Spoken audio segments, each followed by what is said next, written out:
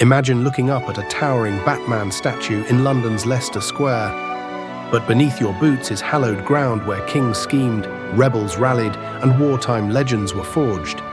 Today we're marching through 500 years of history in a single city block, tracing the very cobblestones trod by British royals, American GIs on weekend leave, and one fearless World War I nurse whose sacrifice still echoes across 2 continents. Strap in, war heroes. This is no ordinary walking tour. Leicester Square doesn't look like a battlefield, yet its story starts with a fight for the common man's turf. Back in 1561, the famous Argus map captured London from the sky, woodblock style. On the western edge sat a sleepy grazing field called St. Martin's Field, owned by Westminster Abbey but used by local parishioners for crops, cloth drying, and cattle. Then came power. King Henry VIII seized the field during the dissolution of the monasteries, only to leave it untouched.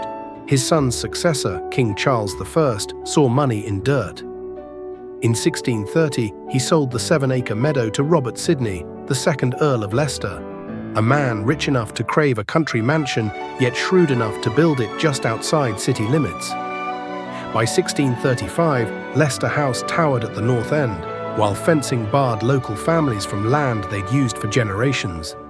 Parishioners refused to roll over. They petitioned the king. Shockingly, Charles sided with the people, ordering Leicester to preserve part of the grounds for public use, in perpetuity. That single ruling locked the square's fate forever. No matter who owned it, some portion must stay open to the public. A royal promise etched into law. Fast forward 40 years. London's sprawl swallowed the countryside. Mansions crept around the green. Leicester Fields became Leicester Square, a fashionable address hosting everyone from painters to princes. Even Frederick, Prince of Wales, future father of King George III, called it home. But high society is fickle.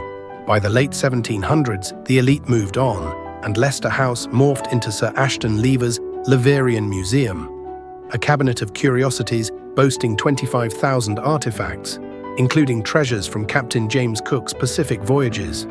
The public loved it, the ledger didn't. Debt toppled the collection, and Leicester House was demolished in 1792. In its place rose Leicester Place, then the Prince Charles Cinema you see today. Enter the Victorian era, London's golden age of showmanship. In 1854, the dazzling Alhambra Theatre lit up the square. Wilde's enormous Great Globe let visitors stroll inside a 3-dimensional map of Earth.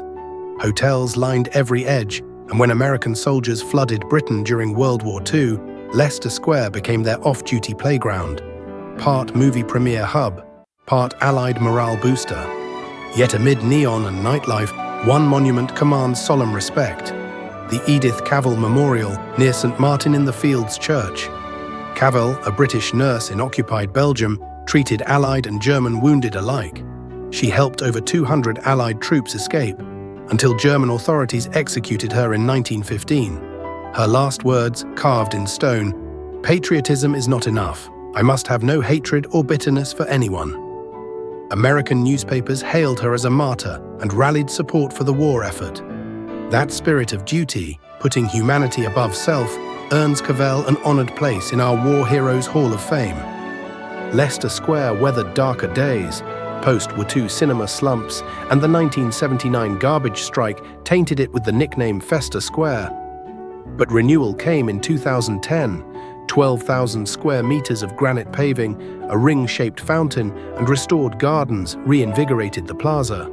Today, premieres roll out red carpets at the Odeon and Empire cinemas, while Shakespeare's statue stands guard, circle of fountains at his feet. And that Batman on the rooftop, a nod to Leicester Square's modern role as film quarter, where fictional heroes perch above streets once walked by very real ones. So next time you stand beneath Gotham's dark night in the heart of London, remember, every stone around you was contested, consecrated, rebuilt and reborn. Because ordinary people defended their rights, visionaries chased glory, and wartime heroes like Edith Cavell chose courage over fear.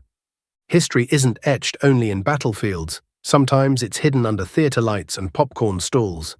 But for those who know where to look, Leicester Square is a living memorial to the power of conscience. proof that heroism, like freedom, never truly goes out of style. Keep exploring, war heroes. Until our next march, stay curious, stay courageous, and honor the past by learning from it.